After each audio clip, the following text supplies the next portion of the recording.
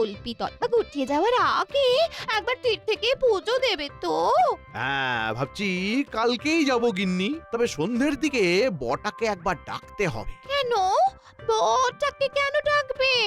আরে আমাদের বাড়ির সামনে যে শস্য মজুত রাখার জন্য গোলাবাড়ি করা হয়েছে, সেটা পাহারা দেওয়ার একটা পাকা বন্দোবস্ত করে যেতে হবে তো।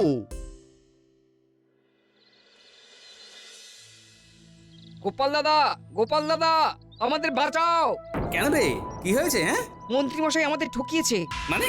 সেই দিন চুক্তিপত্রে একটা কাগজের নিচে আরেকটা কাগজ এমন ভাবে রেখেছিল আমরা বুঝতে পারিনি, স্বাক্ষর করে দিয়েছি। আর আজকে ফসল কাটার দিনে দেখি সেই দিন আমরা 3 ভাগ ফসলের ভাগ ওনাকে দেব আর 1 ভাগ নিজেরা নেব, এই শর্তে সই করে চলে এসেছি। কিন্তু আমার মনে আছে ওপরের পৃষ্ঠায় অন্য শর্ত ছিল।